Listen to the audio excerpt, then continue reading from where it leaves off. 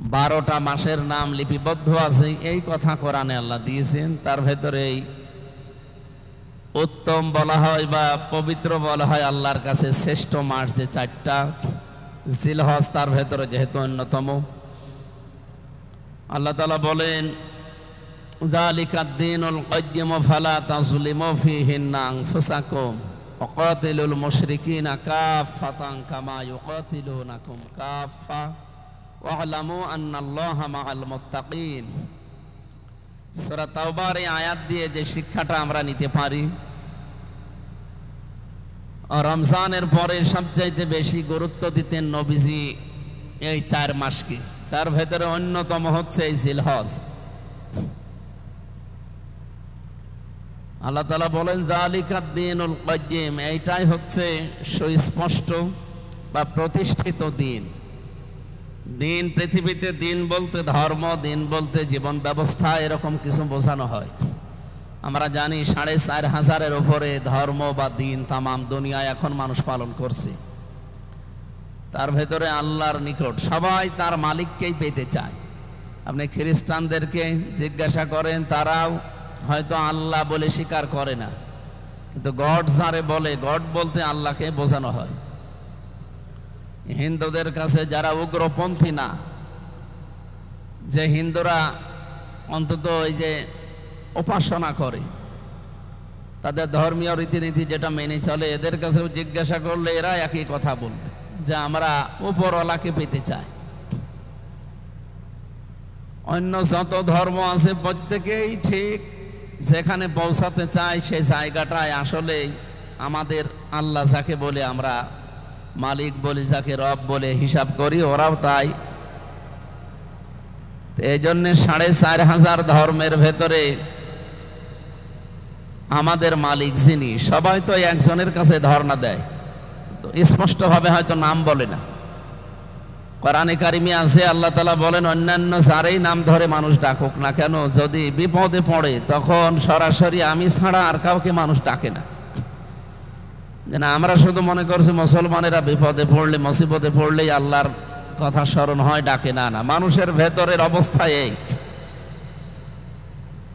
ও যদিও বুঝে হোক না বুঝে হোক, আবহমান কাল থেকে তার বাপ দাদা পূর্বপুরুষ এগুলো করে আসে, এই জন্য হয়তো মূর্তি বানিয়ে অথবা আগুনের সামনে, গাছের সামনে, বিভিন্ন জায়গায় মাথা নত করে। মানুষের স্বভাবই এইটা, যে ছোট যে হয়, বড় কিছু দেখলেই তার কাছে মাথা নত করে দেয়।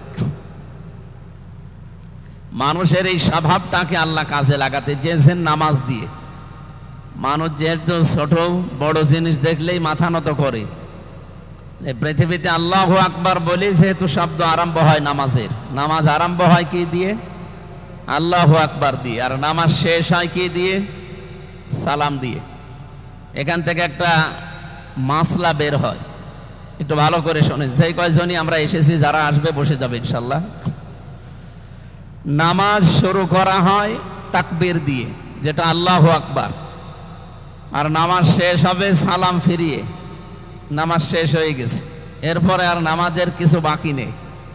নামাজের কিছু যদি বাকি থাকে, যে বিভিন্ন দোয়া দরুদ আছে, তসবিহ তাহলিল, এগুলো আপনার ব্যক্তিগত আমল। দোয়া বলেন, মোনাজাত বলেন, যাই বলেন, এগুলো হয় উচ্চ স্বরে করে, কেউ নিম্ন স্বরে করে, কেউ হাত তুলে করে, কেউ হাত ছেড়ে দিয়ে করে। এগুলো নামাজের ভেতরের অংশ নয়। নামাজের ভেতরের অংশ শুধু আল্লাহু আকবার দিয়ে শুরু, সালাম ফিরিয়ে নামাজ শেষ। এই মাসলাটা মনে রাখবেন। এরপরে যদি কেউ অন্য কোনো কিছুকে এই নামাজের ভেতরে শামিল করে, তাহলে সেটা বেদাত হয়ে যাবে। আমাদের এই বাংলাদেশ, ভারত, পাকিস্তান, এই সমস্ত দেশগুলোতে আমরা নিয়ম বানিয়ে নিয়েছি যে নামাজ সালাম ফেরানো শেষ হয়ে গেলে আমরা আল্লাহুম্মা আমিন বলে হাত তুলে মোনাজাত করি। এটা নামাজের অংশ নয়। কেউ যদি এমনি করে, কোন নামাজের অংশ মনে না করে, তাহলে তার গুনাহ হবে না।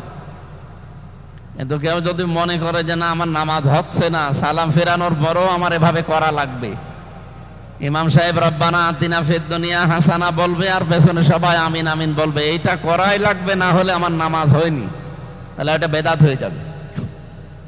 আশা করছি এই কাজটা এমনিই করে থাকেন, এটাও বাদ দেওয়া লাগবে। যারা ইসলামে এটা নেই, যেহেতু আমরা নতুন করে নিয়ম বানিয়ে নিয়েছি, আর অনেক দিন চলে আসছে। এটা যদি একবারে আমরা নিষেধ করি এই দেশে আমার মনে হয় সমস্যা হয়ে যাবে।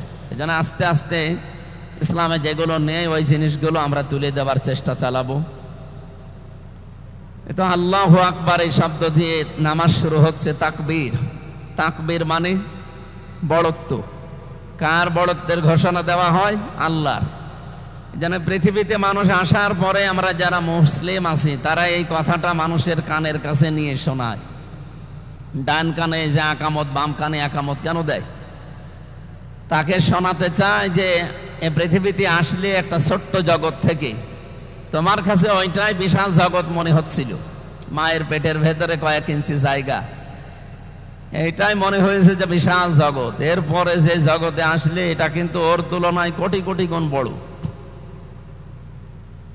এই জন্য ওর তুলনায় যেহেতু একটা বড় জায়গায় আসলে সেই জায়গায় তুমি মনে রাখবা এখানে সবচাইতে বড় হচ্ছে আল্লাহু আকবার, আল্লাহ। এই কথাটা তার কানের কাছে ডান কানে বাম কানে শুনিয়ে পরিচয় করে দেওয়া হয়। দুনিয়ায় যত বড় জিনিস আসুক এরপরে আল্লাহু আকবার মানে আল্লাহর চাইতে বড় আর কিছু নেই। মানুষ যেহেতু আমরা আল্লাহু আকবার দিয়ে আরম্ভ করছি, আল্লাহ সবচাইতে বড়। মানুষের ফেতরাত, মানুষের অভ্যাস, মানুষের স্বভাবই এইটা, বড় জিনিস দেখলেই সে ছোট হয়ে যায়। আপনি এখানে কোনো মস্তান যদি আসে, মস্তানের শরীরের শক্তি আমাদের চাইতে কি বেশি? কিন্তু তার প্রভাব প্রতিপত্তি, তার যে দাপট, এই জিনিসগুলো আমাদের তুলনায় তার বেশি আছে। কারণ তার কাছে এমন কিছু আছে যেগুলো আপনার কাছে নেই। বড় জিনিস দেখলেই ছোট হয়ে পড়ে। এই জন্যে এই অভ্যাসটা আল্লাহ কাজে লাগাতেই নামাজ দিয়েছে। আর নামাজ দিয়েছিলেন এত বেশি, 50 ওয়াক্ত। 50 ওয়াক্ত নামাজ তো আমার মনে হয় এখন যদি আমাদের উপরে শরীয়ত থাকতো আমরা পালন করতে হয়তো পারতাম। কয়েকজন হয়তো পারতাম, বাকিগুলো 50 ওয়াক্ত নামাজ পড়া 24 ঘন্টা এ তো পড়িয়ে থাকা লাগতো নামাজ নিয়ে। নামাজ নিয়ে যখন তিনি আসছিলেন বিশ্বনবী মুহাম্মদুর রাসূলুল্লাহ, যার সাথে দেখা হয়েছিল হযরতে মূসা, বারবার তিনি ফিরিয়ে দিচ্ছিলেন, বলেছিলেন আপনি আমার চাইতে মর্যাদায় অনেক বড়, কিন্তু আপনার অভিজ্ঞতা আমার চাইতে অনেক কম। কারণ আপনার চাইতে দুনিয়ার জীবন আমি অলরেডি পার করে ফেলেছি। এই জন্য আপনার উম্মতরা যে দুর্বলতার কথা আমি শুনেছি, কারণ তাওরাতের ভেতরে আমাদের পরিচয় দেওয়া ছিল। আপনার উম্মতেরা মনে হয় এভাবে পারবে না, আপনি আল্লাহর কাছ থেকে কমাতে কমাতে নিয়ে আসেন। শেষ পর্যন্ত এই 5 ওয়াক্ত এসে দাঁড়িয়েছে। মুসা নবী বলেছিলেন আপনি আবার যান, যেন অন্তত আরো 2-3 ওয়াক্ত কমিয়ে দেয়। বিশ্ব নবী বলেন না, এ আমার লজ্জা করে। আল্লাহ বারবার দিতে চায় আর আমি বারবার কমাতে চাই। তারপরেও যেহেতু বারবার আপনি বলেন আমি গেলাম। উনি যাওয়ার পরে যখন বললেন যে আল্লাহ আর একবার কমিয়ে দেন, 5 ওয়াক্ত আছে আর 2-3 ওয়াক্ত কমিয়ে দেন, আল্লাহ বললেন না, এটা লিখিত হয়ে গেছে আর কলম তুলে ফেলেছি, কালি শুকিয়ে গেছে, এটা আর হবে না। যা দিয়েছি এইটাই নির্ধারিত।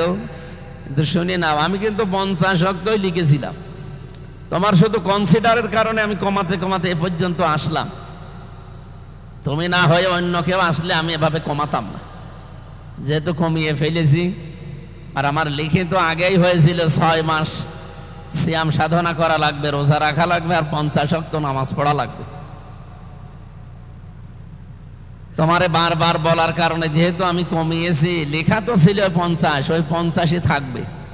তো 5 ওয়াক্ত যদি উম্মতেরা পড়তে পারে, হক আদায় করি, আমি 50 ওয়াক্ত নামাজের সওয়াবই দিয়ে দেব। মানুষের স্বভাবের দিকে তাকিয়ে আল্লাহ বিধানটা দিয়েছিলেন। মানুষ যেন ছোট হতে চায়, এজন্য নামাজের মতো ছোট হওয়ার কাজ আর দুনিয়ায় আছে? আপনি দেখেন, কান ধরে মনে হচ্ছে যে সে কি রকম আসামি হয়ে গেছে, ছোট একেবারে। এর চাইতে আর কি ছোট হওয়া যায়? একেবারে ছোট হওয়ার জন্য মানুষ একেবারে মাথা নত করে রুকু তো দেয়, এরপরে সেজদা দিয়ে মাটির সাথে এই কপালটা নাকটা লাগিয়ে বোঝাতে চায় যে আমার মতো অপরাধী দুনিয়ায় আর কেউ নেই, আমি একেবারেই জীর্ণ শীর্ণ ছোট হয়ে গেছি। পৃথিবীর প্রত্যেকটা বিধান আমরা দেখি ঠিক এইভাবেই সবাই পালন করার চেষ্টা চালাচ্ছে। আমরা যেহেতু আল্লাহু আকবার বলে আরম্ভ করেছি ইবাদতটা, গুরুত্বপূর্ণ মাস 4টার ভেতরে এই জিলকদ, জিলহজ একটা। এর বিশেষ প্রায় 11টা আমলের কথা আমরা হাদিস কোরআনে পেয়েছি। তার ভেতরে অন্যতম, এ মাস আসলে মানুষ যেন অন্তত রোজা রাখে। যদিও আমাদের অভ্যাস এই দেশে গড়ে ওঠেনি, অন্যান্য দেশে আমরা পেয়েছি মুসলিমরা এই মাসের প্রথম এই 10 দিন, বিশেষ করে 9 দিন রোজা রাখে তারা। এটা একটা আমল। আর ওই যে 23 ওয়াক্ত নামাজের আগে আল্লাহু আকবার আল্লাহু আকবার লা ইলাহা ইল্লাল্লাহু আল্লাহু আকবার আল্লাহু আকবার লিল্লাহিল হামদ, এই তাকবীর তাহলিল তাহমিদ পড়া লাগে।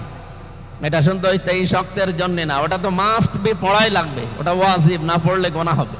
কিন্তু এই 9 দিনও পড়ার নিয়ম অলরেডি বৃহস্পতিবার থেকে আরম্ভ হয়ে গেছে। এই তাকবীরটা অলরেডি আরম্ভ হয়ে গেছে, আমরা এখন এটা আরম্ভ করা দরকার। অনেকে শুরু করেছেন, করেননি। সব সময় মনে আসলেই হয় জোরে পড়বেন না আস্তে পড়বেন, মানুষের যেন ডিস্টার্ব না হয়। এই আমলটা জারি করা দরকার। সাহাবা একরামের এই আমলটা বেশি ছিল। ওনারা বাজারঘাট মানুষের জনসমাগম দেখলেই সেখানে যে একটু উচ্চ স্বরে বলতেন আল্লাহু আকবার আল্লাহু আকবার।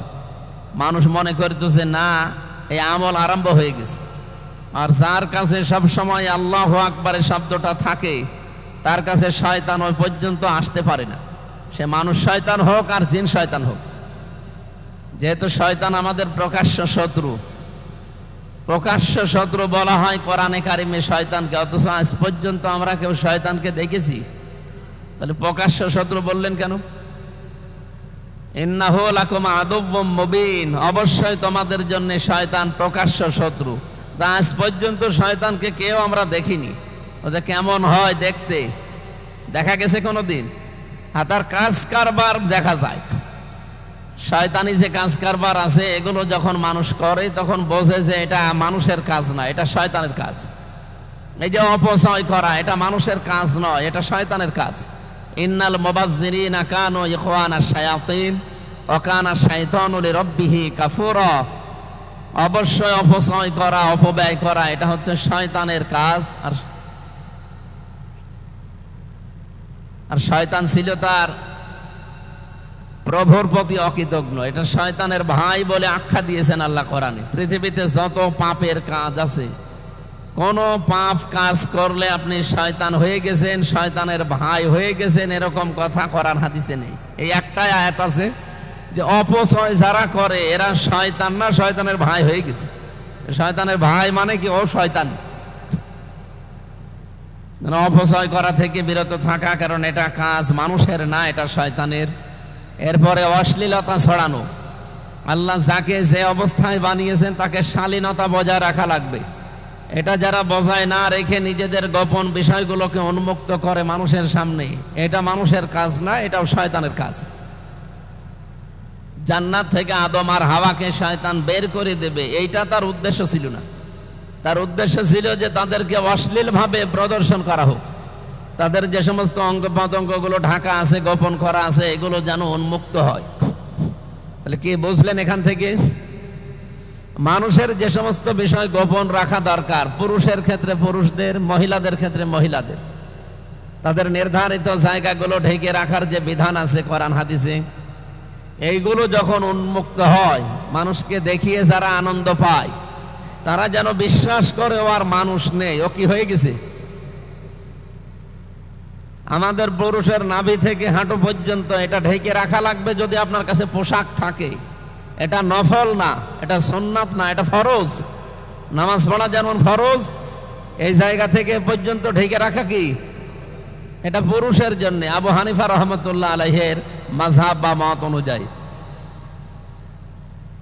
আর মেয়েদের সতর হচ্ছে মুখমণ্ডল, হাতের কবজি আর পায়ের পাতা বাদ দিয়ে পুরা শরীর ঢেকে রাখা লাগবে। এটা মেয়েদের জন্য ফরজ, এটা সুন্নত, নফল, মুস্তাহাব না। এই জন্য মেয়েরা নামাজ পড়তে গেলে আমরা পুরুষেরা যদি মাথায় টুপি নাও দেয়, আমাদের নামাজ হয়ে যাবে। শরীরে কাপড় নেই, তাও নামাজ হয়ে যাবে, যদি আমার এই ফরজটা ঠিক থাকে। তো মেয়ে লোকের কি এই নাভি থেকে পা পর্যন্ত ঢেকে রাখলে হবে? হাঁটু পর্যন্ত? ওর যে তিনটা জায়গা বললাম, মুখমণ্ডল, হাতের কবজি আর পায়ের পাতা বাদ দিয়ে পুরা শরীর ঢাকা লাগবে। এমনকি নামাজের ভেতরে দাঁড়িয়ে যদি ওদের চুল বের হয়ে যায়, তাহলে ওর নামাজ ভেঙে যাবে। এই জন্য মা বোনেরা যারা বাড়িতে আছে, ওদেরকে আপনারা সালোয়ার কামিজ বানিয়ে এই পোশাক পরার অভ্যস্ত করবে। বানানো পোশাকগুলো হাত পর্যন্ত এ পর্যন্ত হাতা বানিয়ে দেবেন, ঢেলা ঢালা যেন কাজ করতে গেলে তুলতে পারে। আর যে ওড়না আছে মাথায় যেটা দেওয়া, এটা দিয়ে দেবেন। বুকটা পিঠটা যেন ঢেকে যায় এরকম একটা ওড়না লাগবে বানানো। এগুলো বানানোর সিস্টেম এখন দর্জি বাড়িতে পাওয়া যায়। তো এই যে সিস্টেমগুলো বলছে, এর বাইরে গেলে ওদের যেমন নামাজ হয় না, আমাদের যে সিস্টেমগুলো আল্লাহ দিয়েছে এর বাইরে গেলেও আমাদেরও নামাজ হবে না। যদি পোশাক থাকার পরেও কেউ নাভি থেকে হাঁটু পর্যন্ত না ঢেকে নামাজে দাঁড়িয়ে যায়, হাফ প্যান্ট পরে, নামাজ হবে? ফরজ তরক হয়ে গেলে নামাজ হবে না। হ্যাঁ, পোশাক যদি না থাকে আপনার, কোনো উলঙ্গ হয়েও নামাজ পড়তে পারে, অসুবিধা নেই। তাহলে আমরা যেই কথা এখান থেকে বুঝলাম, আল্লাহ রাব্বুল আলামিন শয়তানের কাজকর্মকে তিনি বলেন যে প্রকাশ্য শত্রু তোমাদের, ওরে দেখা যায় না কিন্তু ওদের কাজ দেখা যায়। যারা অপচয় করে এগুলো প্রকাশ্য আমরা দেখি, যারা নিজেদের সৌন্দর্যকে, যে গোপন অঙ্গগুলোকে প্রদর্শন করে এগুলো আমরা দেখি। এগুলোকে আর মানুষের তালিকায় রাখা যায় না। যারা এই কাজ করবে তারা কি শয়তানের ভাই। আল্লাহ রাব্বুল আলামিন শুধু ফতোয়া দিয়েই কোরআনের আয়াত নাজিল করে শেষ করে দেননি। এটাতে কত বাস্তব আল্লাহ নিজে আমাদের শরীরের ভেতরে দেখিয়েছে। বিজ্ঞান এখন দেখাচ্ছে যে খাদ্য যা খাওয়া হয়, এই খাবার খাওয়ার পরে কয়েকটা জিনিস তৈরি হয়। এক নম্বরে আপনার রক্ত তৈরি হয়। আমাদের 5.5 কেজি রক্ত আছে শরীরের ভেতরে। এগুলো চলাচল করছে 26 কিলোমিটার দূরত্বে, বেগে চলছে পুরা শরীরে, মাথা থেকে পা পর্যন্ত। এই রক্তগুলো তৈরি হচ্ছে খাবারের কারণে। 2 নম্বরে বীর্য তৈরি হয়। 3 নম্বরে মল তৈরি হয়। এরকম 4টা জিনিস যখন শরীরের ভেতরে তৈরি হয়, প্রস্রাব তৈরি হয়। এইগুলো বিভিন্ন জায়গা আছে, এগুলো আল্লাহ বের করে আপনার শরীরকে রিফাইন করে দেয়। এখন এই 4টা জিনিস দিয়ে, এই খাবারগুলো দিয়ে 4টা জিনিসের বাইরে সবচাইতে নির্যাস যেগুলো খাবারের, প্রতিটি খাবারের নির্যাস আলাদা আলাদা আছে, ওইটা দিয়ে একটা রস তৈরি হয় যেটা পিত্ত রস বলে। এই পিত্ত রসটা যখন শরীরের ভেতরে তৈরি হয়, এটা তৈরি হয়ে বসে থাকে না, এটা খাবারকে হজম করায় সহায়তা করে। খাবারকে হজম করার জন্য সহায়তা করে এই রসটা। বিজ্ঞান এখন দেখতে পাচ্ছে যে এই রস যখন শরীরের ভেতরে খাবার থাকে পেটে, তখন অটোমেটিক ভাবে ফোঁটা ফোঁটা পড়তে থাকে। তো খাবার যেহেতু নেই, ওটা অটোমেটিক মুখ বন্ধ হয়ে যায়। ওখানে তো আর আপনার কোনো কর্মচারী নিয়োগ করা নেই যে ওখানে বন্ধ করে বসে আছে। আল্লাহ নিজে এটা কন্ট্রোল করে। আল্লাহ মানুষকে বোঝাতে চান, ইন্নাল মুবাদ্দিরিনা কানু ইখওয়ানা শায়াতিন, আয়াতের ব্যাখ্যায় তাফসিরে মুফাসসির লিখেছে যে আল্লাহ যে অপচয় করেন না তার প্রমাণ এইটা। ওই রসটা পড়তেই যদি থাকে ফোঁটা ফোঁটা, তাহলে অপচয় হয়ে যাবে। আর গুরুত্বপূর্ণ এবং দামি জিনিস, এটা যেহেতু নষ্ট হলে অপচয়ের শামিল, এই জন্য আল্লাহ হঠাৎ করে অটোমেটিক মেশিন বানিয়েছেন। যতক্ষণ খাবার থাকবে ও কাউকে ছড়িয়ে দেওয়া লাগবে না, ছেড়ে দেওয়া লাগবে না, পড়তে থাকবে ফোঁটা ফোঁটা, খাবার হজম হবে। যখন খাবার থাকবে না, ওটা অটোমেটিক বন্ধ হয়ে যাবে। তাহলে আল্লাহ কি শুধু ফতোয়া দিয়ে শেষ করে দিয়েছেন?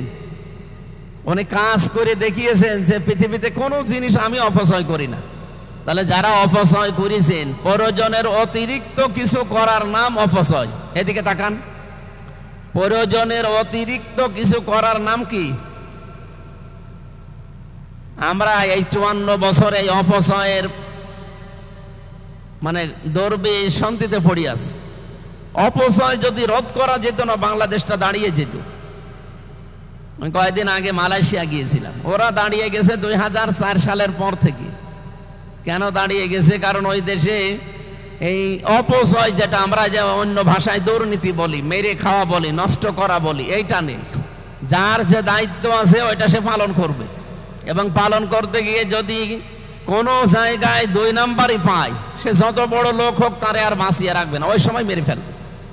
বিশেষ করে খাবারে, যেহেতু সব কিছুর মূলে খাবার। খাবার খারাপ হওয়ার পরে আমাদের শরীর খারাপ হয়, শরীর খারাপ হলে আমাদের অঙ্গ প্রত্যঙ্গ নষ্ট হয়ে যায়, এরপরে আস্তে আস্তে ধীরে ধীরে আমরা চলে যাই মৃত্যুর দিকে। তাহলে সব কিছুর মূলে খাবার। খাবারের ব্যাপারে এত কড়াকড়ি করে, আমি পুরা মালয়েশিয়ার প্রায় বাংলাদেশের মতো 5টা দেশ মিলে, এত বড় দেশ, পুরাটা ঘুরলাম। এই 11 দিন ছিলাম, পুরাটা ঘুরে আমি এর আগেও গেছি কয়েকবার। আমি এবার যে পুরাটা ঘোরার পরে আমি এতটুকু দেখেছি, একটা লোককে জমার দিন দেখলাম রায় দিয়েছে আদালত থেকে, তাকে মেরে ফেলা হবে।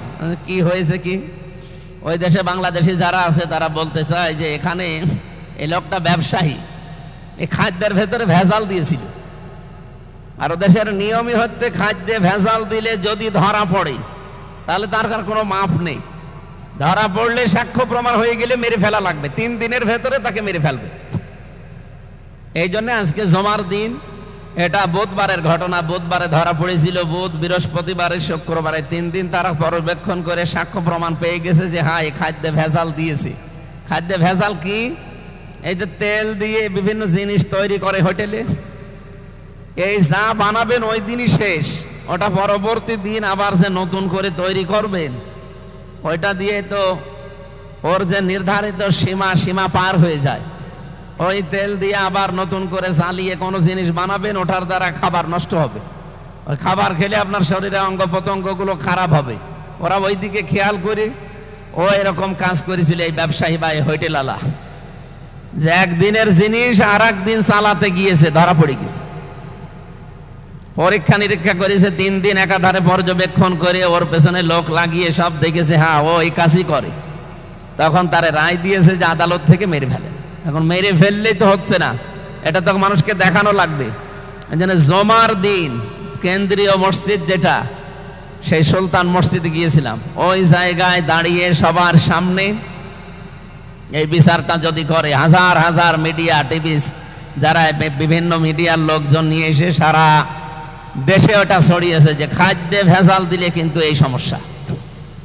যার জন্য আপনি যা করছেন আপনার জীবনে যদি না থাকে, আপনি খাদ্যে ভেজাল দিয়ে বা 2 নাম্বারই করে কি করতে চান, আমি টাকা পয়সা উপায় করে আমার শরীর, আমার বউ বাচ্চা যারা আছে তারা যেন আরো ভালো থাকবে। তারা ভালো থাকবে ঠিক আছে, কিন্তু আপনি তো চলে গেলেন। তো একটা এরকম 5টা বিচার বছরে করে, তো ওই দেশে আর কেউ খাদ্যে ভেজাল দেওয়ার সাহস পাবে? যদিও ইসলাম ওখানে পরিপূর্ণ নেই, সিঙ্গাপুরে উন্নত রাষ্ট্র, ইসলাম পরিপূর্ণ নেই ওখানে। মানে অমুসলিম তো 100 ভাগে 100 জনের 95 জন অমুসলিম, মাত্র 5 জন মুসলমান। মালয়েশিয়াতে 100 জনের হয়তো 70 জন মুসলমান, অন্যান্য জাতি মিলে আরো তারা আছে। তো এই হিসাবে আমরা দেখলাম এই বাইরের দেশগুলোতে ভ্রমণ করি, এই মানুষগুলো আইনের প্রতি খুব সচেতন। যাকে যে দায়িত্ব দিয়েছে এই দায়িত্বটা পালন করছে। আর এখানে কোনো 2 নাম্বারই নেই, মেরে খাওয়ার সিদ্ধান্ত নেই যে অন্যের জিনিস আমি জোর জবরদস্তি করে দখল করে আয়ত্ত করে নেব, নিয়েই তো শেষ না, আপনি টিকে থাকতে পারবেন না। এই কারণে তারা দুর্নীতি করে না বলে দাঁড়িয়ে গেছে, তারা অপচয় করে না কোনো জিনিসের জন্য দাঁড়িয়ে যায়। আর আমরা আমাদের এই অপচয়ের কারণে আজ দাঁড়াতে পারলাম না। 54 বছর অলরেডি পার হয়ে গেছে। আপনি এই 15.5 বছরের রিপোর্ট এখন বের হচ্ছে, এই 15.5 বছরে যারা দায়িত্বে ছিল যত টাকা পয়সা শুধু পাচার হয়েছে বাইরের দেশে। আমি কয়েকদিন আগে একটা রিপোর্ট পেয়েছিলাম, এই টাকাগুলো যদি পাচার না হতো বাংলাদেশে 36টা পদ্মা সেতু বানানো যেত। তাও যেভাবে খরচ করে বানিয়েছে এই খরচেও, অথচ পদ্মা সেতু যে টাকা খরচ হয়েছে ওই টাকা দিয়ে কমপক্ষে 4টা পদ্মা সেতু বানানো যায় যদি দুর্নীতি করা না হয়। আপনি টের পাচ্ছেন কি বলছি? তাহলে 436 কত হয়? আপনি ভালোভাবে যদি বানাতেন দুর্নীতি না করে, 436 কত হয়? 144টা পদ্মা সেতু অনাসে বানানো যেত বাংলাদেশে। অথচ এখন রাজবাড়িতে একটা সেতু বানাবে টাকা নেই, এই চাঁদপুরে একটা সেতু বানাবে টাকা নেই, ভোলাতে একটা সেতু বানাবে টাকা নেই। টাকা পাবে কোথায়? একটা সেতু বানাতে যে টাকা খরচ হয় তার 4 গুণ টাকা অলরেডি খরচ হয়েছে শুধু পদ্মা সেতু। আর এই টাকা পাচার না হলে 36টা বানানো যেত অলরেডি, দুর্নীতি না করলে। এই হিসাবে একটা 4টা 100 কত হয়? 44টা।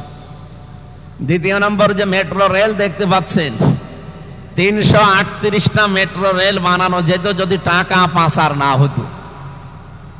কি হয়েছে মানে সেই আঙ্গুল ফুলে কলা গাছ না, আঙ্গুল ফুলে ডাব গাছ হয়ে গেছে, বড় গাছ হয়ে গেছে। এখন এইগুলো পড়ি দেখি আর বাস্তবে সারা পৃথিবীতে বিভিন্ন জায়গায় যায় আর মিলাইছে। আল্লাহ শুধুমাত্র শয়তানের এই দুইটা কাজ যদি আমরা না করতাম, বাংলাদেশ 54 বছর না 54 দিনেই দাঁড়িয়ে যাওয়ার কথা। অন্য দেশগুলো যারা মাছ বিক্রি করে, এই যে সিঙ্গাপুরে যারা থাকে, আমি নিজে তো চেয়েছিলাম, ওদের চারিদিকে শুধু সাগর, একটা দ্বীপ, অনেকগুলো দ্বীপ নিয়ে রাষ্ট্রটা, আর বাংলাদেশের চাইতেও বড় না, এই দেশের একটা জেলার সমানও না। চুয়াডাঙ্গা জেলা আমার মনে হয় এ মাথা থেকে ও মাথা প্রায় 70 কিলো বা 60 কিলো হবে, অথচ ওই দেশ মাত্র 45 কিলো। তাহলে এই জেলার চাইতেও ছোট একটা দেশ, আর ছোট ছোট দ্বীপ আছে। তারা তাদের অভ্যাসই ছিল, তাদের কর্মজীবনই ছিল, জোলা বলে না, জোলা কি বলে এদিকে, জোলারে জেলে জেলে মাছ ধরে খাওয়া তাদের জাতীয় অভ্যাস। আর তারা আজকে তামাম দুনিয়ার 257টা দেশের ভেতরে তালিকায় যদি 10টা দেশ আছে, সিঙ্গাপুর একটা। আইন তাদের প্রতি এত কঠিন, রাস্তাঘাটে আপনি একটা ময়লা ফেলে দেবেন না, নির্ধারিত জায়গা আছে সেখানে যে ফেলা লাগবে, ঠিক ওরা ওইভাবেই গড়ে উঠতেছে। ছোট্ট বাচ্চা, আমি ছিলাম যখন আমার সাথে সে বাড়িতে, ওর একটা ছোট বাচ্চা ছিল, এই চিপসের একটা প্যাকেট দিয়ে খাবারের পরে আমি বললাম জ্বালানা দিয়ে ফেলে দাও। না, জ্বালানা দিয়ে ফেলে দেবো মানে, এটা নির্ধারিত জায়গা আছে। ওই খাবারের পরে প্যাকেটটা পকেটে রেখে দিল, মড়িয়ে পকেটে রেখে নিয়ে ওই জায়গায় গাড়ি থামিয়ে ওইটার ভেতরে তুলে বলছে যে এই জায়গায় ফেলার জায়গা। বয়স কত হবে, খুব বেশি হলেও 4.5-5 বছর হবে। এতটুকু মানুষ এইভাবে আইনের পরে গড়ে উঠতেছে, ওরা এই জন্য এত পরিষ্কার পরিচ্ছন্ন। তো পরিষ্কার পরিচ্ছন্ন থাকা এটা নিয়ম কার? আল্লাহর নিয়ম না?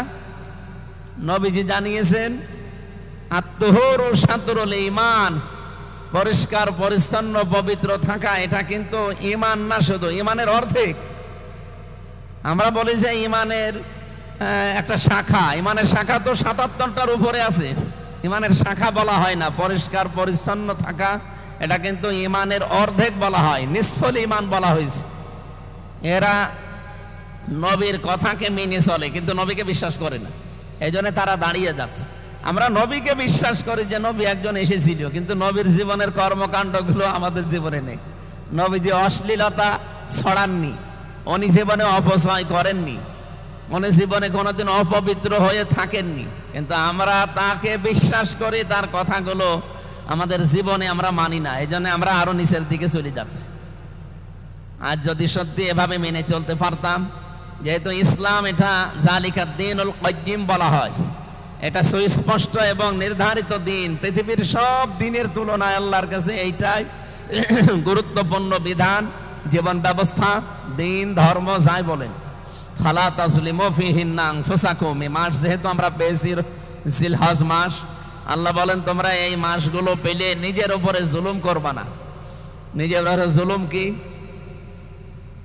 মন যেটা চাই না ওইটা যদি জোর করে কেউ করে ওইটা হচ্ছে গুনাহ, আর ওই গুনাহ হচ্ছে জুলুম। আপনি যে যারা উলঙ্গ অর্ধ উলঙ্গ নাচ দেখে, সিনেমা দেখে, ওর মন জীবনও যদি ইমানের ছিটাফোঁটা থাকে ওর মন চাইবে না, জোর করে হয়তো শয়তানের ধোকায় পড়ে হোক আর যেভাবেই হোক ও দেখতে থাকে। এই মানুষ যখন আস্তে আস্তে গোনায় অভ্যস্ত হয়ে যায় তখন ওর কাছ থেকে ইমানের যে নূর আল্লাহ এটা কেড়ে নেয়। কিছুদিন পরে অবস্থা এমন হয়ে দাঁড়ায় তখন ওর ভালো কাজও ভালো লাগে না, খারাপ কাজও ভালো লাগে না, সব খারাপ সমান মনে হয়। এই জন্য সময় আমাদের এসেছে এই মাসকে সম্মান দেওয়ার। ওই জামানায় কাফেররা সম্মান দিত এই 4টা মাস আসলে, বিশেষ করে মুহররম, রজব, জিলহজ আর জিলকদ। এই মাসগুলো আসলে তারা মারামারি, গন্ডগোল, এমনকি কারো সাথে ঝগড়া বিবাদ, মামলা মোকদ্দমা আছে বন্ধ করে দিত, বলতো এখন থাক, এই মাসের সম্মান আছে। এটা একেবারে সেই আবহমান কাল থেকে চলে আসছিল তাদের কাছে। তারা এই মাসের সম্মান দিত এইভাবে যে মারামারি, তোমার সাথে গন্ডগোল, কেস কামারা আছে, আমার সাথে কথা বন্ধ হয়ে আছে, এখন আর না, এই 4 মাস পার হোক, এরপরে আবার নতুন করে তোমার সাথে ঝগড়া হবে। তারা কাফের, তারপরে এই মাসের সম্মান এইভাবে দিত। আমরা মুসলমান হিসাবে এই মাসের সম্মান কিন্তু এভাবে এখনো দিতে পারি না। মামলা মোকদ্দমা কি বন্ধ হয়ে আছে 4 মাসে? কারো সাথে মনোমালিন্য ছিল, এখন কি বন্ধ হয়ে গেছে? আরো বাড়িয়ে দিয়েছে। তাহলে এই মাসের সম্মান আমাদের দেওয়া হচ্ছে না। ওয়াকাতিলুল মুশরিকিনা কাফাতান কামা ইউকাতিলুনাকুম কাফা, তোমরা কাফেরদের বিরুদ্ধে লড়াই সংগ্রাম করো যেইভাবে ওরা করে তোমাদের বিরুদ্ধে পরিপূর্ণভাবে। আজ দেখেন তামাম পৃথিবীতে যারা মুশরিক, এই খ্রিস্টান, ইহুদি, এই হিন্দু যারা আছে, বৌদ্ধ যারা আছে, তামাম দুনিয়ার সবগুলোই মুশরিক। হ্যাঁ, তাদের জাতিতে আলাদা আলাদা নাম নিয়েছে, কেউ ইহুদি বলে, কেউ খ্রিস্টান বলে, কেউ মুশরিক বলে, কেউ বৌদ্ধ বলে, কেউ মাজুসি বলে, জিনিস কিন্তু সবাই তারা মুশরিক।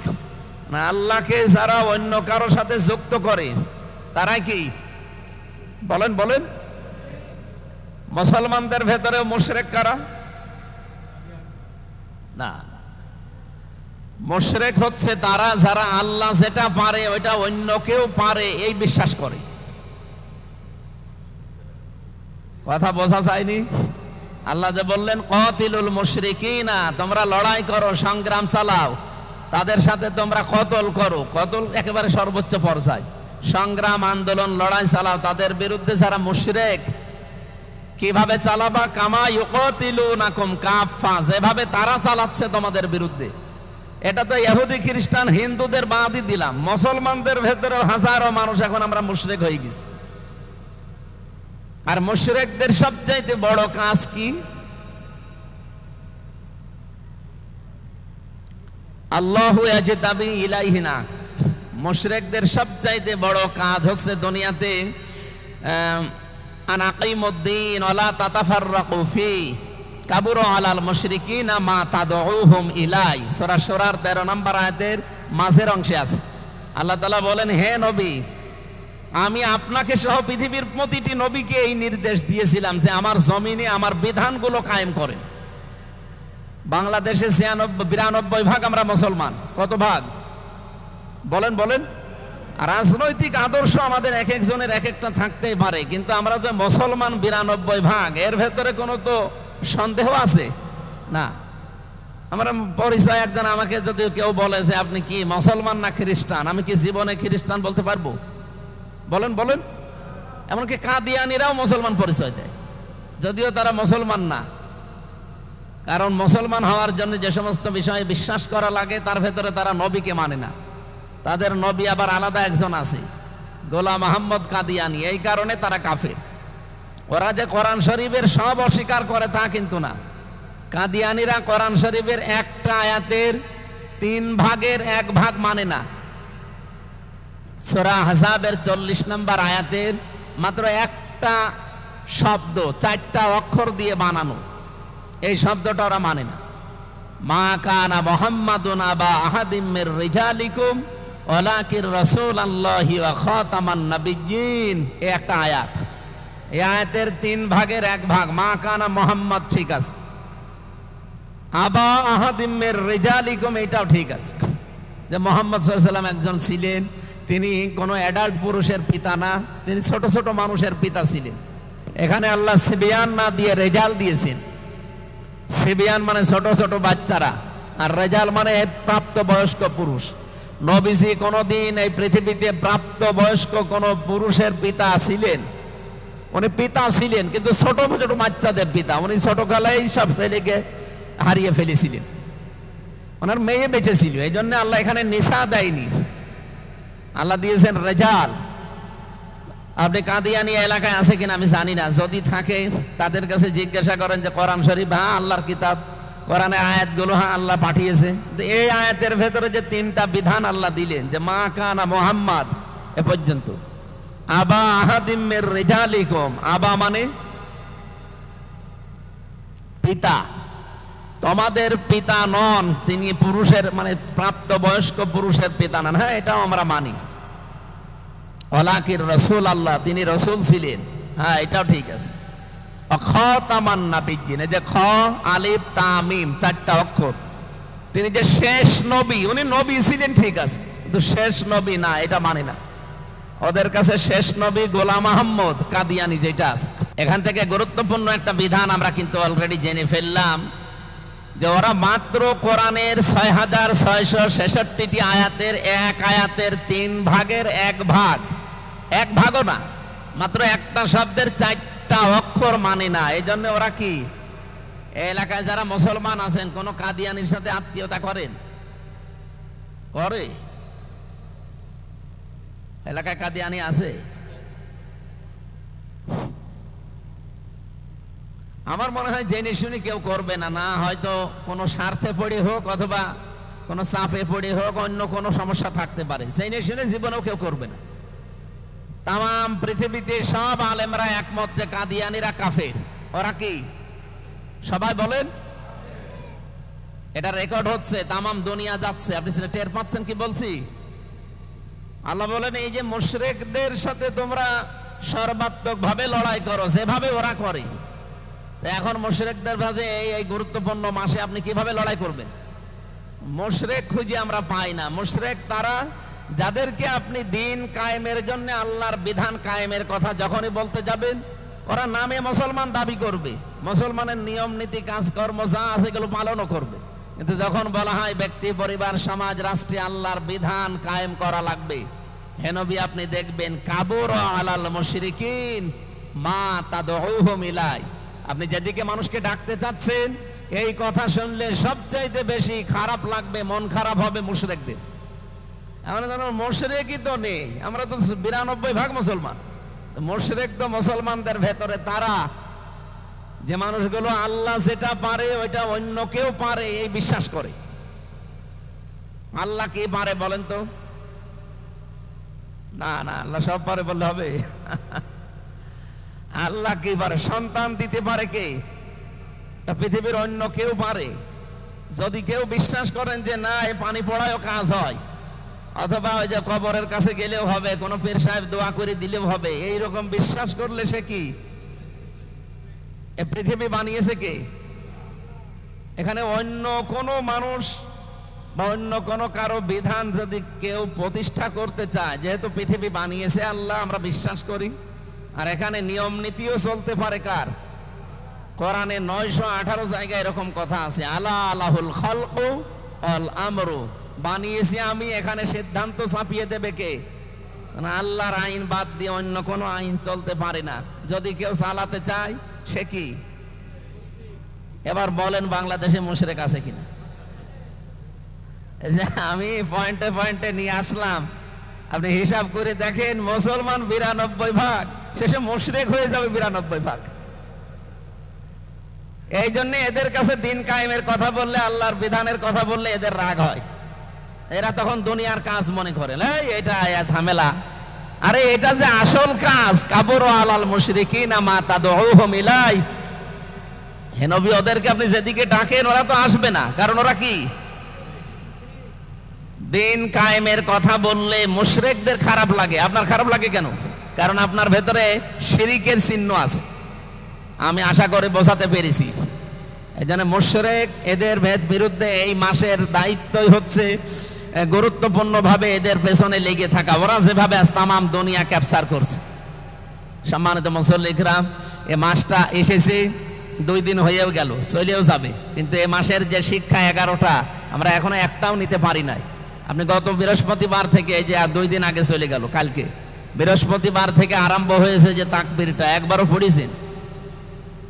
অথচ এটা কিন্তু এই 9 দিনে আমল করার দরকার। আল্লাহু আকবার, আল্লাহু আকবার, লা ইলাহা ইল্লাল্লাহু, আল্লাহু আকবার, আল্লাহু আকবার, লিল্লাহিল হামদ। খালি কোরবানির দিন মনে করে থাকি যেটা পড়বো, ওটা তো একদিনের জন্য না। আর 1 বছর পরে পরে কোরবানি একটা বিধান শুধু আসে এই গোশত খাওয়ার জন্য না।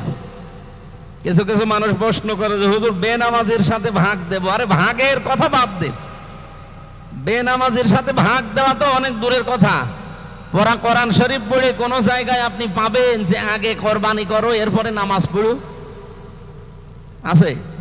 আগে নামাজি হও এরপরে কোরবানি দাও। অথচ আপনি বেনামাজির সাথে ভাগ নিয়ে ফতোয়া জিজ্ঞেস করছেন। আমার মনে হয় এই ফতোয়া এভাবে দেওয়া যায় যে যারা নামাজি মানুষ আছেন তারা নামাজির সাথে ভাগ দেবে, আর যারা বেনামাজি আছে ওরা আলাদা দিক। ওরা, কারণ ওদের তো কোরবানি হবে না, নামাজ না থাকলে কোরবানি হয়? ফাসাল্লি লিরাব্বিকা, আগে কি? আগে ফাসাল্লি, এরপরে তো আনহার। আপনি আগে কোরবানি দিচ্ছেন তারপরে নামাজ পড়বেন না। এই জন্য বেনামাজি যারা আছেন ওনারা ভাগ আলাদা করবেন। আর নামাজি মানুষ দেখে দেখে করবে। আজকের তেলাওয়াতকৃত আয়াত আমরা করেছিলাম সূরা হজের 32 নম্বর আয়াত থেকে। এখানে আল্লাহর কিছু নিদর্শনের শিক্ষা আছে, তার ভেতরে এই যে জিলহজ মাসটা একটা নিদর্শন। এর ভেতরে যে সমস্ত কাজ কারবারগুলো আছে সূরা হজের 32, 33, 34, 35, 36, 37, 38 এই আয়াতগুলো ভালো করে পড়বেন। তাফসীর সহ ইবনে কাসির পাওয়া যায়, ফি জিলালিল কোরআন পাওয়া যায়, মারিফুল কোরআন পাওয়া যায়। বাংলায় দেখে দেখে পড়বেন এই কয়দিন।